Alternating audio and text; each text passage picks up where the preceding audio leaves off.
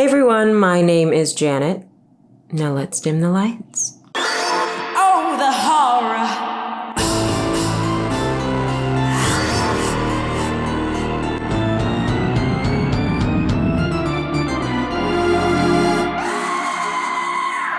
Hey guys, welcome to my channel where we talk about all things spooky, uninviting, and downright horrific. And I want to say hello to all 94 of you. That is 6 away from 100. I think we're doing pretty good.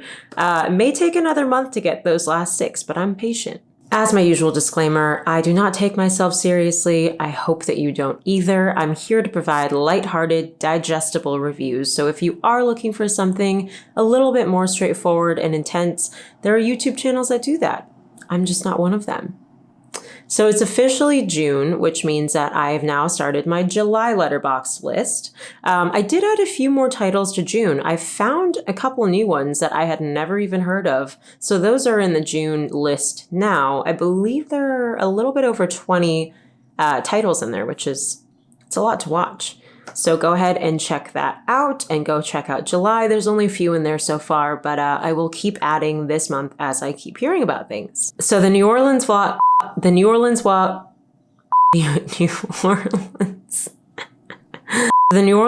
will be posted next week, hopefully. I'm sure most of you have forgotten about it or just don't care at all. But I did purposely wait until June to release that because I knew I would be traveling a lot this month. And I just wanted to make sure that I had a stockpile of videos to upload for you guys so that I would keep on a regular schedule.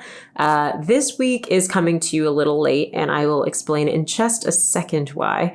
But yeah, I have been watching like a madman and recording like a madman this week. So I will have a lot of content for you guys this month. Guys, no one told me that there were 2 movies titled Dashcam that both came out in 2021. And of course, I watched the wrong one. But I realized this after I'd finished the movie, after I was halfway through my script for this episode. I was looking up the synopsis and I got the wrong movie. So I then had to go back and watch the actual Dashcam that I meant to be reviewing for you guys today, because that one actually just came out on VOD this week. So it took me a little bit longer to upload this video for that reason. Can we just talk about this for a second? There are 2 movies called Dashcam. They're both 2021 movies. They both got a 4.8 on IMDb. And they are both taking place in the pandemic. So honestly, it was an easy mistake. Before I get started, all of this talk of found footage lately has really gotten me down a rabbit hole. We had the found footage phenomenon documentary. That's kind of what re-sparked my love for found footage movies. It definitely is one of my favorite subgenres of horror. So I started watching a bunch of them, and I will be coming out with an interesting list of found footage movies that you may not have seen. So the first Dashcam I'm going to talk about today, let's call it Dashcam 1.0, is a mostly screen life / found footage film, and screen life just means that it is pretty much just a share screen of whatever that person is looking at on their computer. It is written and directed by Christian Nilsson, and in my defense, I'm going to put this one on Amazon Prime because when I was searching Dashcam, they made it seem like there was no option but to watch this one. That's all I'm saying, is I feel like I was coerced into this. And also, I was looking up reviews for this movie, and I'm not the first one to get the 2 confused. Someone else was writing a review, and they said, well, I accidentally watched this movie trying to watch the other movie. So you 2 have to just battle it out and distinguish yourselves, because this is happening to too many good people. The film features main character Jake, played by Eric Tabak, who is a TV news editor aspiring to be a reporter. We open with him sitting in his true-to-life tiny New York apartment, scrambling to finish a last-minute story for his demanding news anchor boss regarding potential misconduct in the recent death of the Attorney General. There are conspiracy theories floating around that the death was no accident, and at first Jake is the last to buy into this angle, but after receiving an unintended confidential email from the NYPD press office, he realizes that there is far more to the case than what meets the eye. This one didn't do so great in the ratings. It got a 49% on Rotten Tomatoes and a 4.8, as I mentioned earlier, on IMDb, and I understand why. I mean, it was very mediocre, very middle of the road, very formulaic. It felt just kind of half-assed. But I do think that it had some fun suspense moments, and the concept itself is pretty good and probably pretty relevant to today, and I love a good conspiracy theory. But at the end of the day, it just dragged. They make you watch the body cam footage at least 60 times. And honestly, at some points, it kind of felt like a Premiere Pro tutorial because so much of it was just him like fiddling with the tools and breaking down and analyzing the footage. But I did learn some things about video editing through this movie, so I guess that is the redeeming point. The acting was also not the best. The voiceover acting for phone calls and off-screen characters felt so melodramatic. It almost kind of felt like Larry David playing Steinbrenner in Seinfeld, if that is at all a reference that any of you guys would understand. I know that it's incredibly outdated, but it just felt so cheesy and almost like a video game or an animated TV show. So that really took me out of the moment. And not gonna lie, the main character kind of also looks like a 2-cent Pete Davidson. And I think Pete Davidson himself is barely worth 50 cents. So man, I am on one today. And it probably has to do with the fact that I just watched 2 movies in a row titled Dashcam and wrote out 2 separate scripts. I don't mean to take it out on you, Christian Nilsson, if you are watching this. I would give this one a 5 out of 10. Like I said earlier, it's very middle of the road.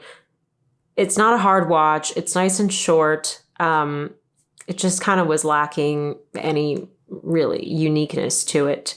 But this Dashcam is available to rent on whatever streaming platforms you have, but just be sure the cover of this one is a man and not a woman. That's all you need to know if you want to watch this one.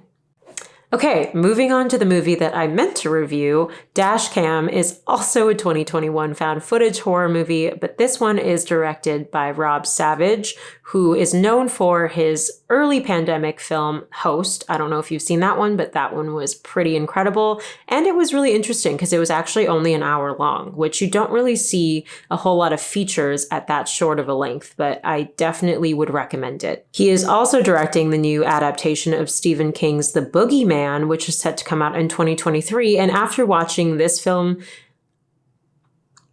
I'm hesitant, but we'll see. The film centers around Annie, played by an actress of the same namesake, a loudmouthed anti-vaxxer and extremist comedian who has a live stream show called Bandcar, an improv musical endeavor. In the midst of the pandemic, she flies to London and plans to crash at her old bandmate's home, only to be kicked out by him and his girlfriend after wreaking havoc in the short span of time she's there.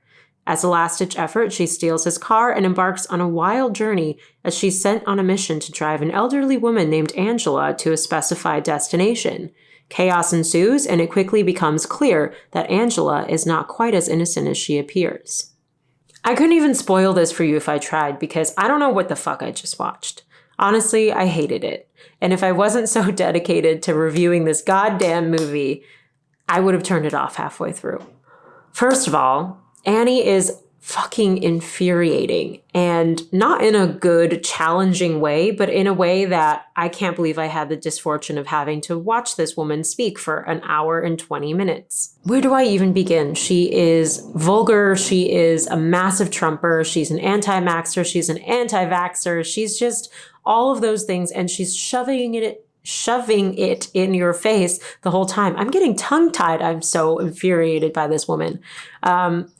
I would say that she gives Americans a bad name, if not for the fact that so many of us actually are exactly the way she is. Actually, I'm going to recuse myself. I'm technically Canadian. It felt like this film just took every controversial liberal trigger and threw it at the wall. Even in the toughest and most emotional moments of the film, if there were any, Annie finds a way to insert her awful political commentary into it and pair that with the 11-like mysterious Angela, who is surrounded by chaos herself, and it just becomes a complete clusterfuck. At a certain point, I was just pining for the simplicity of the other Dashcam. I mean, this film had explosions, alien levitations, body secretions and mutilations, and funhouse mirrors, and the occult, and monsters, and so much more, and it was just exhausting. I think the only poignant part of this film was the fact that the whole time, because it is a live feed, you see commenters on the side just cracking jokes and making light of the entire situation, even when people's heads are exploding. And some people are trying to ask for help, but they're saying, call the police, call the police. But is anyone actually calling the police? And unfortunately, I do think that if this was in some way happening in real life, you would get the same reactions from people. I think that we've just been so desensitized to violence at this point as a society that most likely this would be a realistic reaction, unfortunately. Overall, I'd give this a 2 out of 10. Do I want to give it a 0 out of 10? Absolutely. But I feel like that's ruthless, so I won't. I read a review that compared this movie to an internet troll, and that couldn't be more on the nose. I mean, it just pissed me off. So if you want to watch this movie, it is available to rent on most streaming platforms. Well, that's it.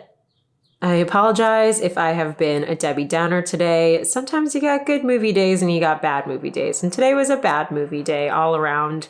But if you've stuck it out this long, thank you for watching. I'm sorry this episode came a little bit late this week, but we will see you next week. And don't forget to like and subscribe if you like it and you'll want to subscribe to it.